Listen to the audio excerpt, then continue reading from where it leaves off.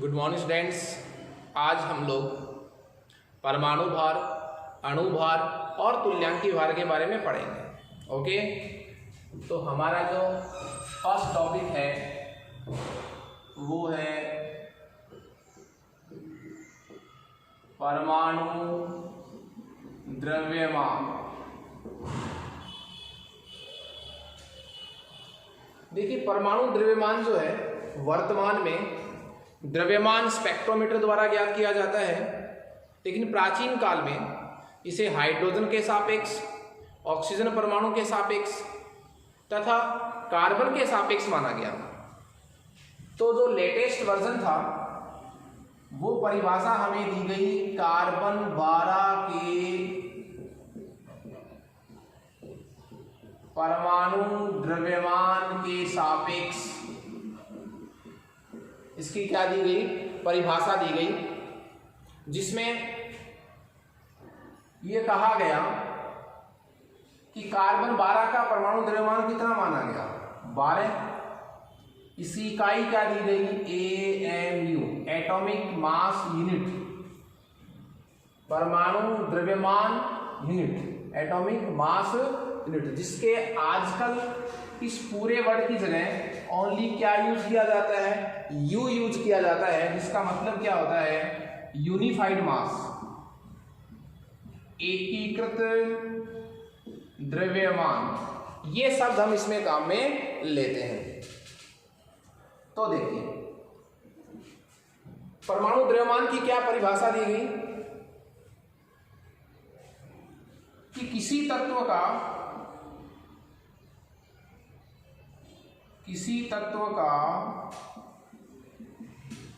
परमाणु द्रव्यमान वह संख्या होती है, किसी तत्व का परमाणु द्रव्यमान वह संख्या होती है जिससे यह ज्ञात होता है कि, जिससे यह ज्ञात होता है कि उस तत्व का एक परमाणु कार्बन 12 के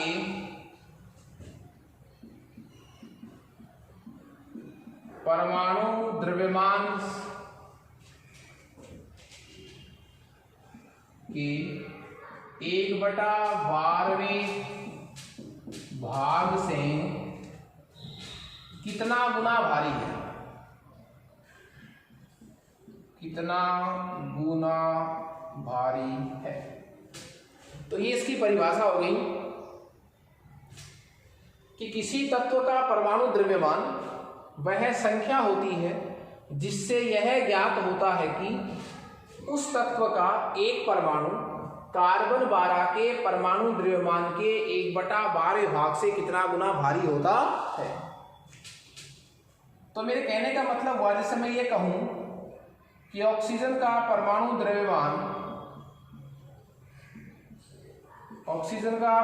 द्रव्यमान कितना कहूं मैं? 16.0 U। इसका मतलब क्या हुआ कि ऑक्सीजन का एक परमाणु कार्बन 12 के परमाणु द्रव्यमान 12 के 1/12वें भाग से कितना गुना भारी है? 16 गुना भारी है। तो किसी भी परमाणु के परमाणु द्रव्यमान को किसके सापेक्ष माना गया? कार्बन 12 के परमाणु द्रव्यमान के 1/12वें भाग के सापेक्ष माना गया। जो परमाणु द्रव्यमान होता है वो एक सापेक्ष मान है। किसके सापेक्ष मान है? कार्बन 12 के। तो सापेक्ष मान, इसलिए इसकी कोई इकाई नहीं होती, कोई इसकी क्या नहीं है? निश्चित इकाई नहीं है। तो हम वर्तमान में AMU के स्थान पर एक प्रतीक यूज करते हैं। इसके लिए क्या? U, यूनिफाइड मास, एकीकृत द्रव्यमान। ठीक है, तो आपको कम से कम कुछ परमाणु जैसे hydrogen, carbon, nitrogen, oxygen, fluorine, इनके परमाणु द्रव्यमान आपको याद होने चाहिए, ये नॉर्मल है इसलिए आपको ये याद होने चाहिए। इसी की एक मिलती जुलती परिभाषा और कह सकते हैं, मैं ये कहूं ग्राम परमाणु भार किसको कहेंगे? ग्राम परमाणु भार किसको कहेंगे? यदि परमाणु द्रव्यमान को ग्राम में व्यक्त किया जाए तो उसी परमाणु भार को मैं क्या कह दूंगा? ग्राम परमाणु भार। जैसे ऑक्सीजन का ग्राम परमाणु भार कितना हो जाएगा? 16.0 ग्राम। यदि किसी तत्व के परमाणु द्रव्यमान को, परमाणु भार को यदि ग्राम में व्यक्त किया जाए तो उसे क्या कह देंगे? ग्राम परमाणु भार। ओके, तो परमाणु द्रव्यमान बोलो चाहे परमाणु भार बोलो, बात क्या है? एक ही है। ओके, ये तो था हमारा परमाणु द्रव्यमान। इसके बाद बात करेंगे हम अणुभार की।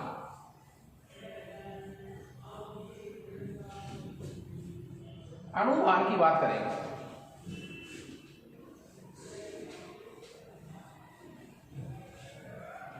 अणुभार किसके बारे में बात करेंगे? तो हमारा नेक्स्ट टॉपिक है अणुभार, मॉलिक्यूलर वेट। अणुभार का मतलब क्या है? अणुभार किसी अणु में उपस्थित विभिन्न तत्वों के परमाणु द्रव्यमान का योग होता है। जैसे मैं कहूं H2O, H2O एक मॉलिक्यूल है, एक कंपाउंड भी है। H2O का मॉलिक्यूलर वेट कितना होगा? H2O का मॉलिक्यूलर वेट कितना होगा? तो H2O मॉलिक्यूल है तो इसके परमाणु कौन से? देखिए हाइड्रोजन है 2, तो 2 प्लस एक ऑक्सीजन परमाणु है, उसके लिए 16। तो मैं क्या कहूं राउंड फिगर में? 18। तो H2O का अणुभार कितना आ गया? 18 U। तो क्या कहूंगा कि किसी अणु का अणुभार क्या होता है? उस अणु में उपस्थित विभिन्न तत्वों के परमाणु द्रव्यमानों का योग होता है। कौन? अणुभार। ओके,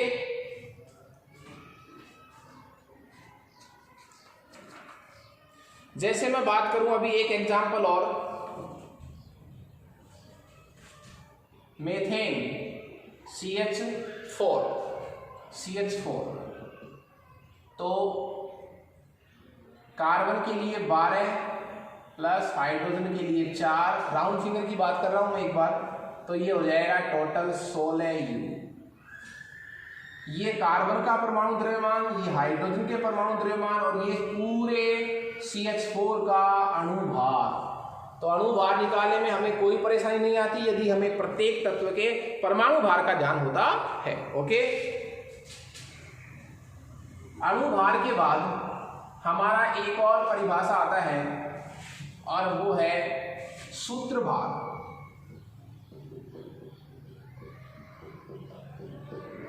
सूत्रभार, देखिए सूत्रभार क्या है मैंने आपको बताया। आप सूत्रभार निकालिए, अणुभार निकालिए। यदि आपको परमाणु द्रव्यमान निकालना आता है तो उसमें कहीं कोई दिक्कत नहीं है। कैसे? सूत्र लिख रहा हूं, जैसे मैं कैल्शियम क्लोराइड का सूत्र द्रव्यमान, एक अणु भी मान सकते हैं मैं इसको, सूत्र अपने आप में एक अणु होता है। तो कैल्शियम क्लोराइड का देखिए आप, कैल्शियम का परमाणु द्रव्यमान 40 U प्लस, एक क्लोरीन का होता है 35.5, तो 2 क्लोरीन के लिए कितना हो जाएगा? 71 U। तो टोटल कितना हो जाएगा? 111 U यूनिफाइड मास। तो ये क्या है? ये एक प्रकार से अणुभार ही तो है, लेकिन हम ये भी कह सकते हैं कि ये एक सूत्र है किसी यौगिक का, उसका सूत्रभार वही आता है जो उसका क्या है? अणुभार। ओके, उसके बाद एक और अणुभार का तरीका होता है और वो है तुल्यांकी भार।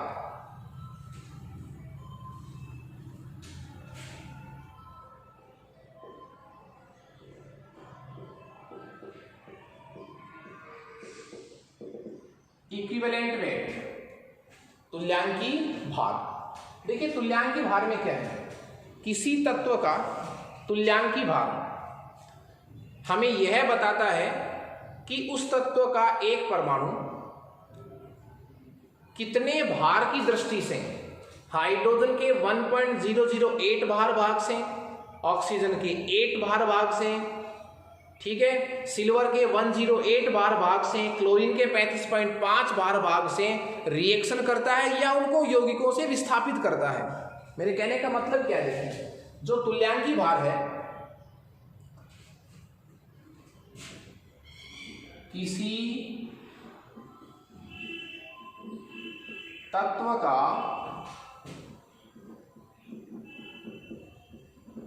तुल्यांकी भार, किसी तत्व का तुल्यांकी भार वह संख्या होती है, वह संख्या होती है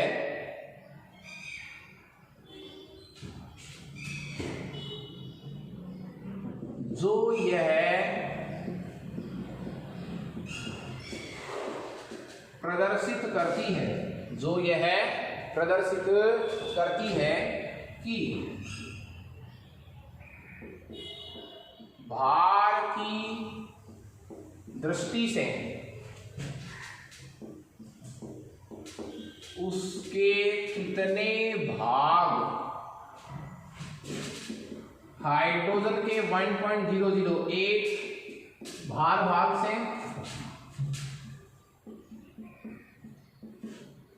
ऑक्सीजन के 16 भार भाग से,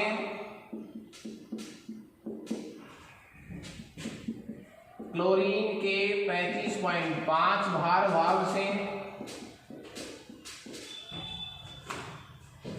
तथा सिल्वर के 1.08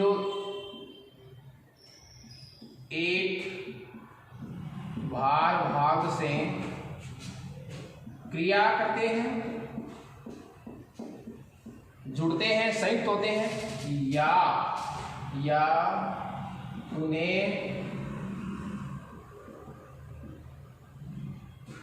विस्थापित करते हैं, या उन्हें क्या करते हैं, विस्थापित करते हैं। इस परिभाषा को मैं और अधिक यदि इजी करूं कि किसी तत्व का तुल्यांकी भार वह संख्या होती है जो यह प्रदर्शित करती है कि उस तत्व की भार की दृष्टि से उसके कितने भाग, उस तत्व के कितने भाग हाइड्रोजन के 1.008 भार भाग से, ऑक्सीजन के 16 भार भाग से, क्लोरीन के 35.5 भार भाग से और सिल्वर के 108 भार भाग से संयुक्त होते हैं या उनको यौगिकों से विस्थापित करते हैं। वह संख्या उस तत्व का क्या कहलाएगी, तुल्यांकी भार। इसके लिए कुछ फॉर्मूले भी हैं कि आप इनके थ्रू किसी तत्व का तुल्यांकी भार ज्ञात कर सकते हैं। देखिए यदि आपको मैं दो फॉर्मूले यहां पर डिस्कस करूंगा, आपको यदि किसी मूलक का तुल्यांकी भार निकालना है, मूलक का तुल्यांकी भार यदि आपको निकालना है तो इसके लिए आपको करना क्या है, उस मूलक का सूत्र भार, उस मूलक का सूत्र भार में आप उस मूलक की संयोजकता का भाग लगा दें। मूलक की किसका भाग लगा दें, संयोजकता का भाग लगा दें। यदि आपको मूलक का तुल्यांकी भाग चाहिए तो उस मूलक के टोटल जो अपन वेट निकालेंगे उस वेट में किसका भाग लगाना, आपको मूलक की संयोजकता का भाग लगाना है। ठीक है,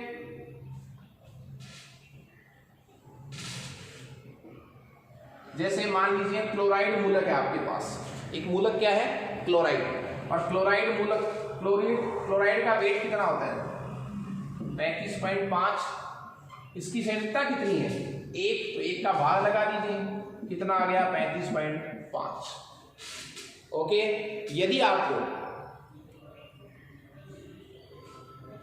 किसी अम्ल का तुल्यांकी भार निकालना है, अम्ल का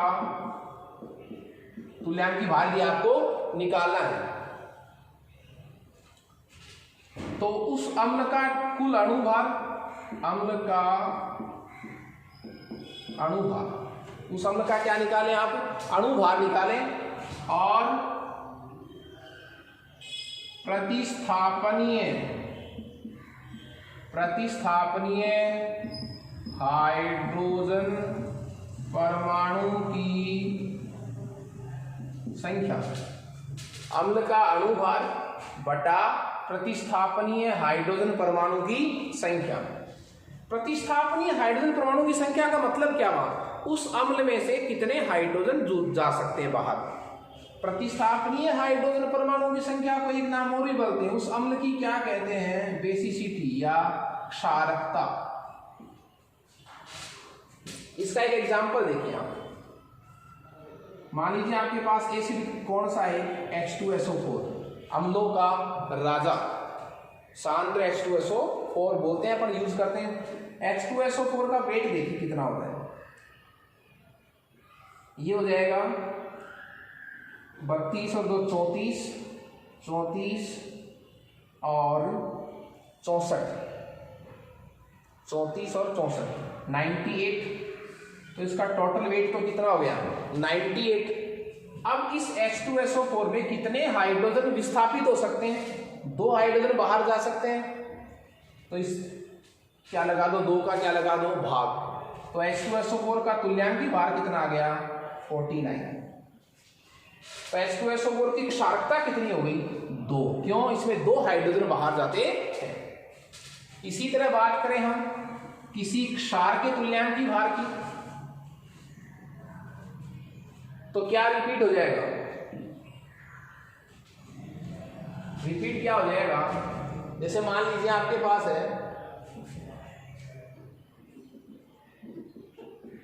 क्षार का तुल्यांकी भार, तो उसी तरह क्षार का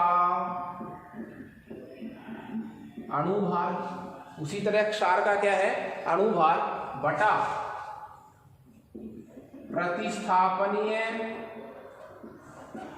प्रतिस्थापनीय OH आयनों की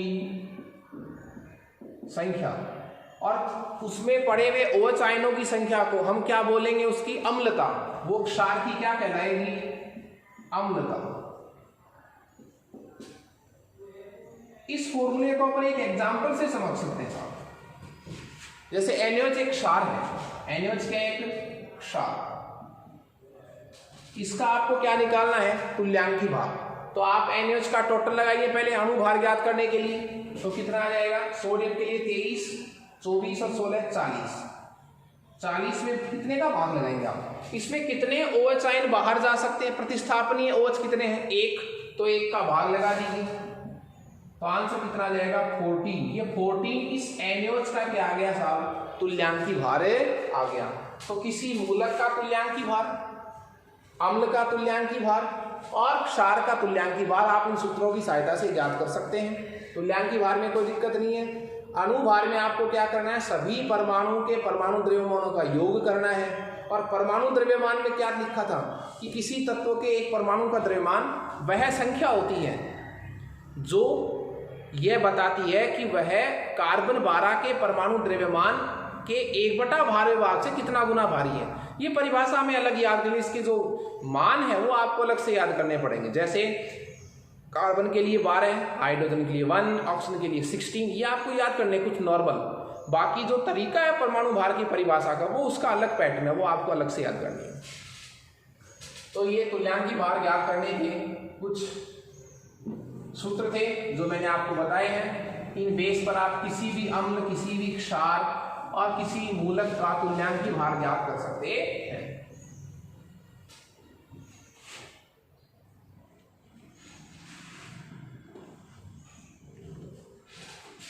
इसके बाद हमारा टॉपिक स्टार्ट होता है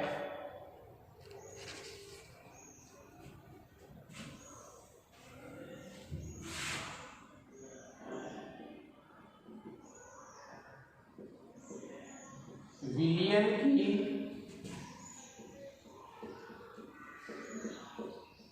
सांद्रता को व्यक्त करना, विलयन की सांद्रता को व्यक्त करना। ओके, देखिए विलयन की सांद्रता क्या होती है? किसी निश्चित मात्रा के विलायक में, किसी निश्चित मात्रा के विलायक में घुली हुई विलेय की निश्चित मात्रा, उस विलयन की क्या कहलाती है? सांद्रता। मैं ये कह सकता हूं विलयन में दो चीजें होती हैं। विलयन में दो चीजें कौन सी होती हैं? विलेय और एक विलायक, दोनों मिलकर फिर क्या बनाते हैं? विलयन। क्लियर है? कोई दिक्कत नहीं इसमें यहां तक आपको? देखिए विलेय और विलायक और विलयन, सांद्रता किसके नाम से पुकारी जाती है?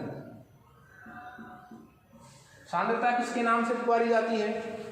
विलयन के नाम से।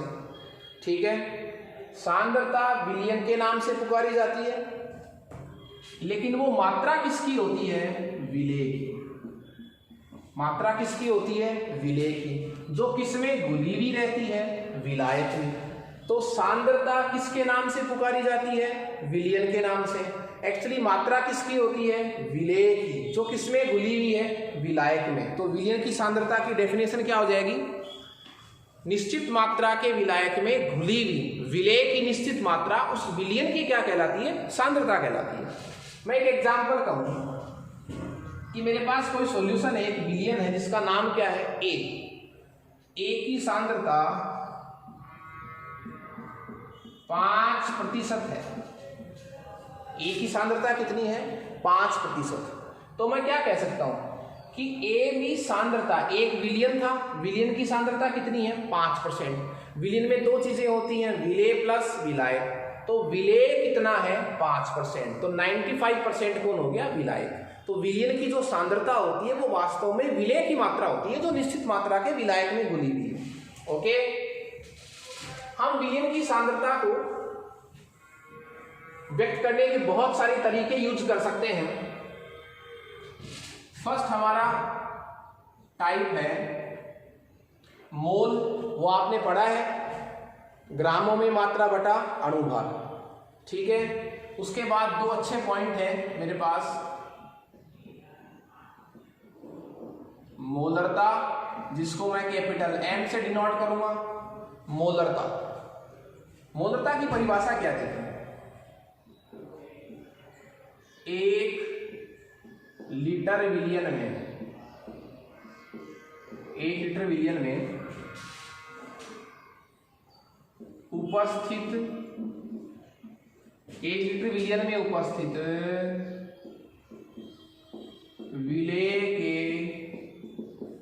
मोलों की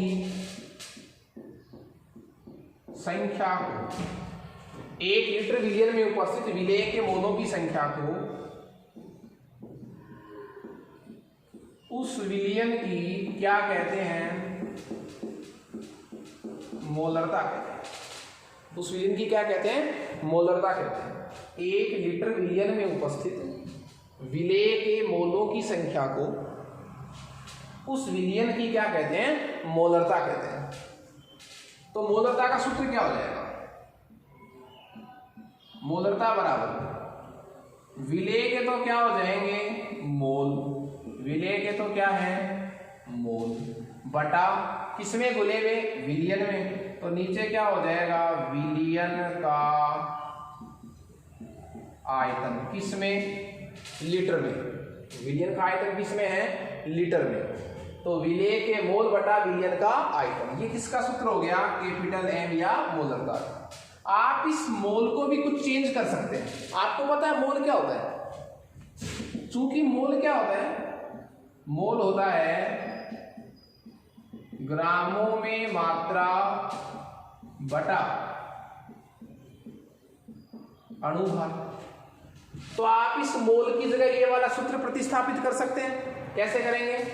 विलेय की ग्राम में मात्रा बटा विलेय का अणुभार। तो सूत्र क्या चेंज हो जाएगा? कैपिटल एम बराबर विलेय की ग्रामों में मात्रा बटा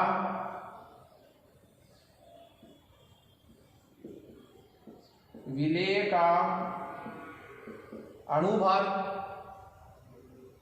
गुणा विलयन का आयतन, और किसमें? लीटर में। तो मैंने विलेय के मोल की जगह सब क्या चेंज कर दिया? ग्राम में मात्रा और इसका अणुभार। तो आपको जब विलेय की ग्राम में मात्रा दी हुई हो, अणुभार दिया हुआ हो, विलयन का आयतन दिया हुआ हो, तो आप क्या फाइंड कर सकते हैं? मोलरता फाइंड कर सकते हैं। ओके, मोलरता के बाद आप एक और परिभाषा इसकी डिस्कस कर सकते हैं, वो है मोलरता, जिसको मैं स्मॉल m से डिनोट करूंगा।